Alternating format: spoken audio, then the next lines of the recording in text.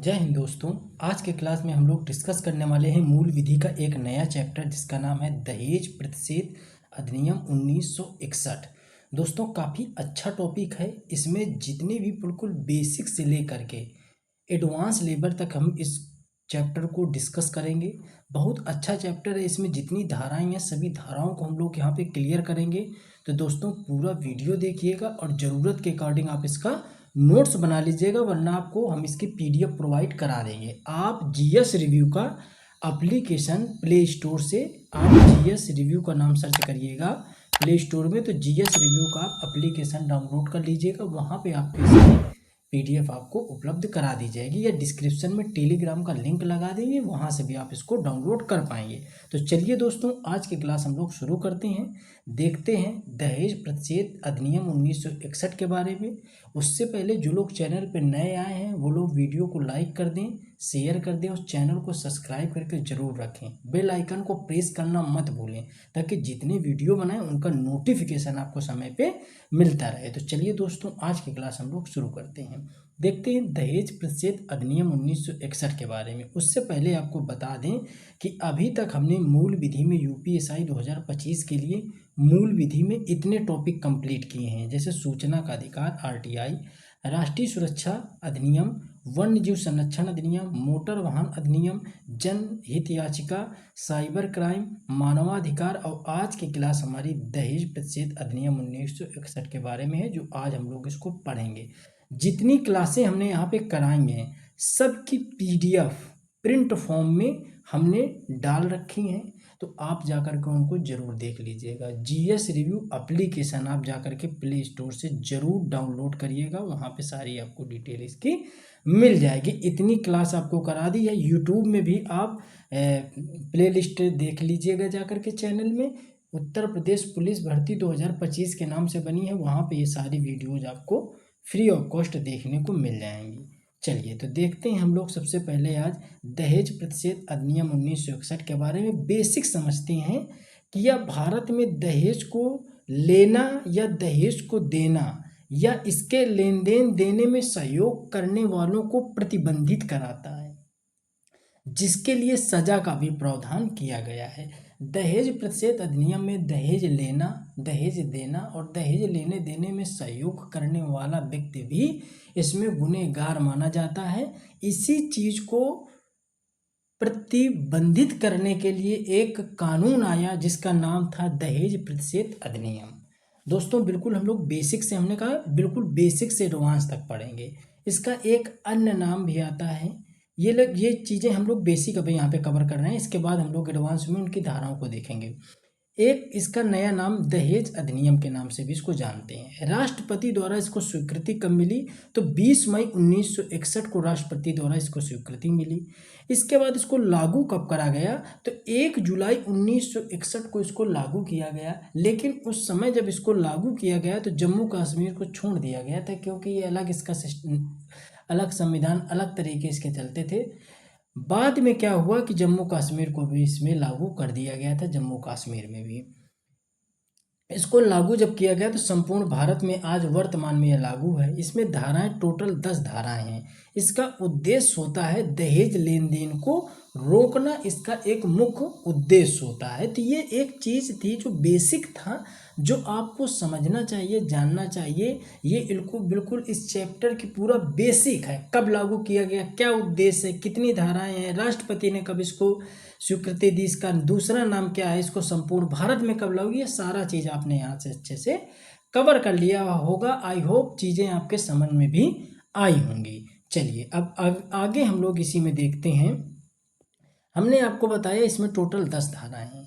महत्वपूर्ण ये चीज़ है कि आपको धाराओं से इससे क्वेश्चन आता है। आपको बता दें, अगर आप सीरियस हो तो एक बात याद रखना, अगर आप मूल विधि देख रहे हो, हमने चीज़ें कई बार आपको समझाने का प्रयास किया है कि अगर आप मूल विधि में पढ़ते हो तो मूल विधि में धाराएं सिर्फ उन्हीं चैप्टर से पूछी जाएंगी जिन चैप्टरों में महिला, बालिका, इस तरीके के नियम या संरक्षण, उनके संरक्षण के लिए कानून बनाए गए हैं। ठीक है, जैसे दहेज प्रथा को लेकर के है, महिला बाल विकास को लेकर के है, या अन्य जितने भी इसमें मुद्दे दिए गए हैं, मूल विधि में जितने भी चैप्टर दिए गए हैं जो महिला और बालिकाओं को संरक्षण देता हो, उन इश्यूज को आपको बिल्कुल अच्छे से देखना है। धाराएं उनकी पढ़नी है, धाराएं 19 से ज़्यादा पूछी जा रही हैं। तो चलिए हम लोग देख लेते हैं इसकी धाराएं।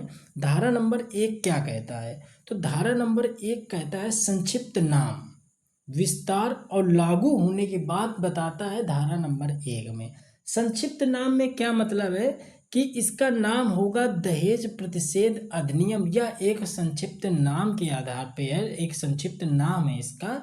इसी को कहा जाता है डोबरी प्रोविंशनल एक्ट कहा जाता है 1961।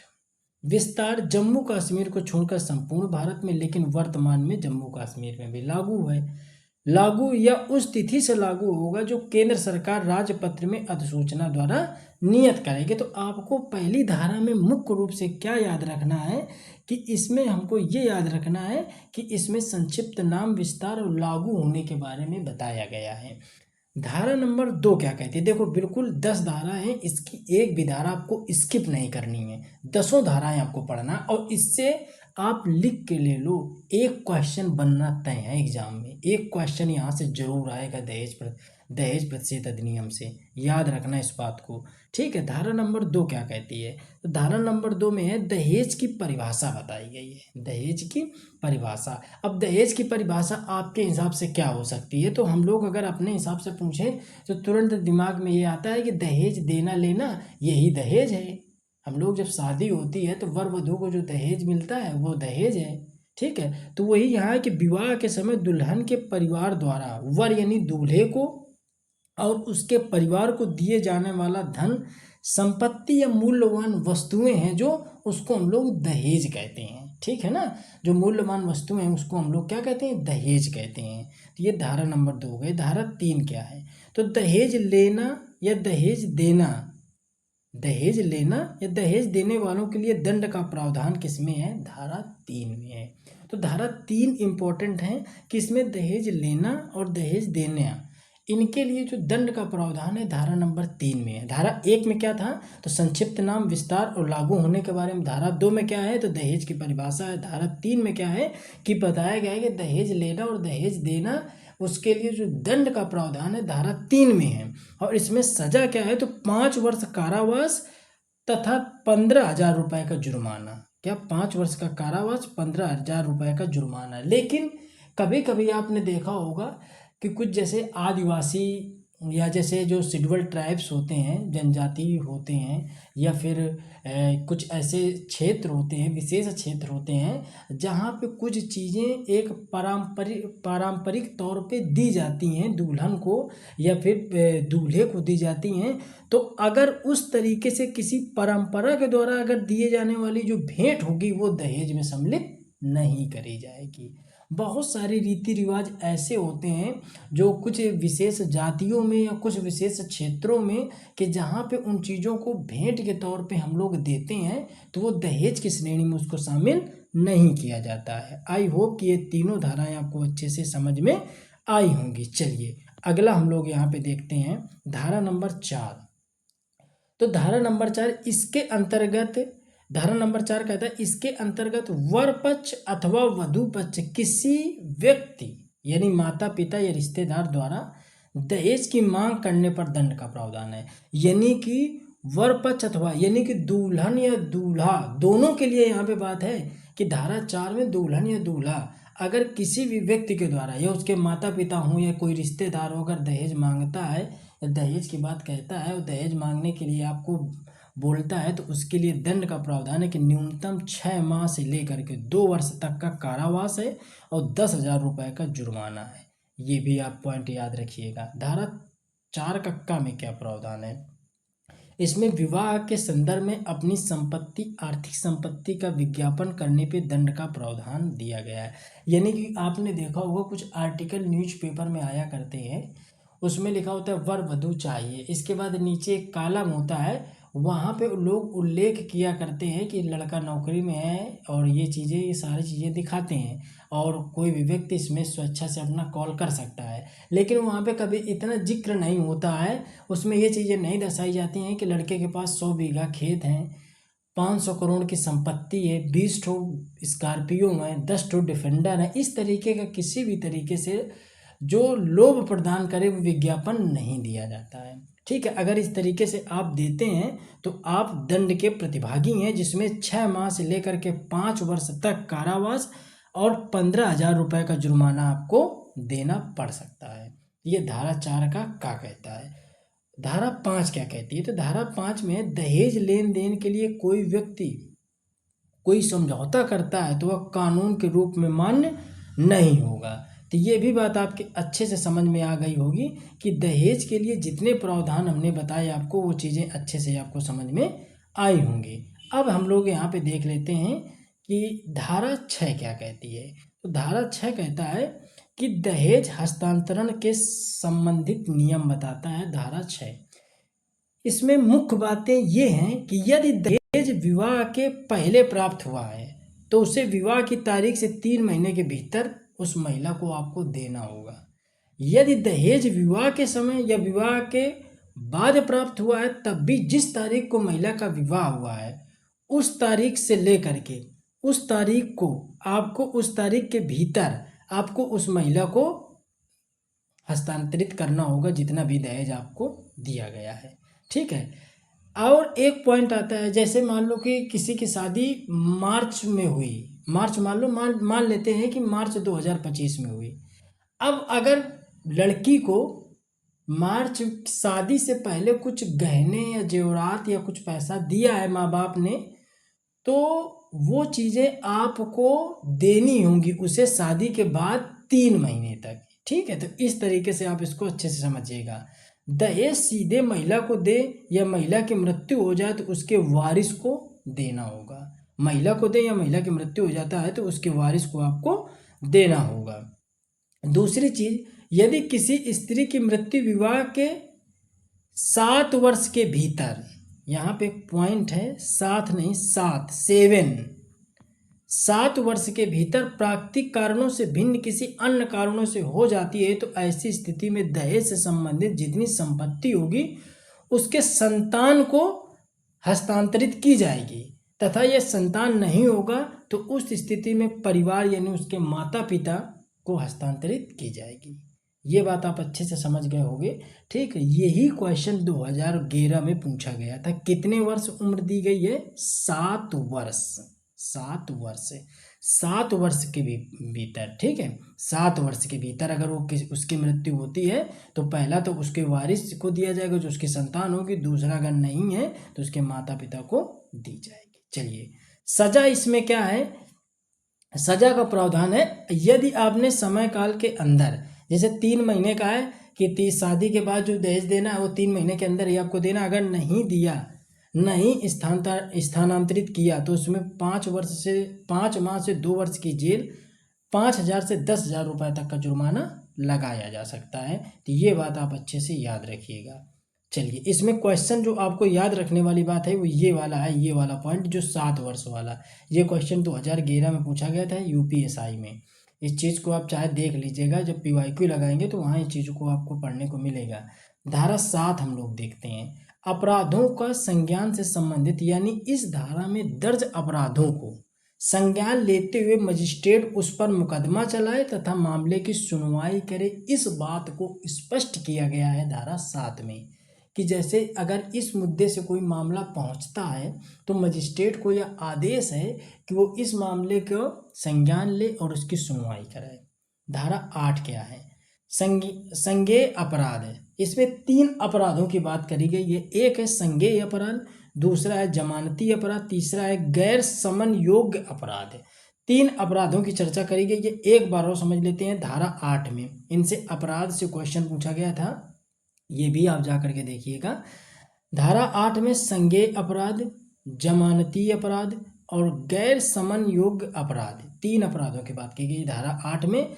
संज्ञेय अपराध का मतलब बिना वारंट गिरफ्तारी करके जांच शुरू कर देना, मतलब उसमें किसी वारंट की जरूरत नहीं है, आप किसी भी व्यक्ति को उठा करके आप जांच कर सकते हो, ठीक है। जमानती अपराध, इसमें जमानत हो जाती है। गैर समन योग्य अपराध का मतलब है पीड़ित और जो आरोपित हैं, जो पीड़ित है और जो आरोपित है अदालत के बाहर समझौता नहीं कर सकते, यानी कि दोनों जो पक्ष होंगे वो किसी भी तरीके से अदालत के बाहर समझौता नहीं कर सकते हैं, को गंभीरता से लिया जाए तथा न्यायिक कटघरे में उनको लाया जाए। ये धारा 8 में है। धारा 8 का देख लेते हैं। आरोपी को साबित करना होगा कि उसने दहेज लेने या देने से दहेज लेना या देने का अपराध नहीं किया है, ये धारा 8 में है, ठीक है। अगर वो साबित नहीं कर पाता तब उसे क्या होगी, सजा होगी, जिनका प्रावधान आपको हम बता चुके हैं, ठीक है। तो ये चीज़ आप अच्छे से समझ गए। उससे पहले थोड़ी सी आपको जानकारी यहाँ बैच के बारे में दे दें हम, कि ये बैच है तो आप देख सकते हैं। तो जीएस रिव्यू का एक आप एप्लीकेशन प्ले स्टोर से डाउनलोड कर लीजिएगा, तो बाकी उस बैच से आपको पूरे नोट्स की जानकारी मिल जाएगी, बैच की जानकारी मिल जाएगी। बैच में आपको थोड़ी सी जानकारी दे रहे हैं, अगर आप यूपीएसआई का बैच ज्वाइन करोगे तो पिछले 15 सालों के सॉल्व पेपर की एक बुकलेट मिलेगी, कंप्लीट जीएस मिलेगी, उत्तर प्रदेश स्पेशल की एक बुकलेट मिलेगी, दूसरी उत्तर प्रदेश दरोगा के लिए मूल विधि और संविधान, ये 4 बुकलेटें आपको मिलेंगी एसआई में। अगर आप कांस्टेबल की तैयारी कर रहे हो तो मूल विधि की किताब हटा करके जीएस जीके वाली है, इसमें जो इम्पोर्टेंट चैप्टर है वो मिलेगी। बैच की डिटेल आपको कहाँ से मिलेगी, आप प्ले स्टोर से जब ऐप इसका डाउनलोड करेंगे तो वहाँ से जा करके आपको मिलेगी। अपडेट नोट्स हैं, क्लास नोट्स हैं, बेहतरीन नोट्स हैं। नोट्स अगर आपको देखने हैं तो वहाँ से उनकी पीडीएफ भी पड़ी है, आप जा करके देख लीजिएगा। बैच में कंटेंट वाले ऑप्शन पे आपको मिल जाएंगी, या टेलीग्राम में हमने इनकी पीडीएफ डाल रखी है, वो भी आप अच्छे से देख लीजिएगा। चलिए अब धारा नंबर 9 देख लेते हैं। धारा नंबर हम लोग यहाँ पे 10 यहाँ पे देख लेते हैं। तो धारा 9 क्या कहती है। धारा 9, इसके अंतर्गत केंद्र सरकार इस अधिनियम के प्रयोजनों को क्रियान्वित करने के संबंध में नियम अधिसूचना द्वारा बना सकती है, किंतु इसे यथाशीघ्र संसद के प्रत्येक सदन में प्रस्तुत करना होगा। तो धारा 9 में है।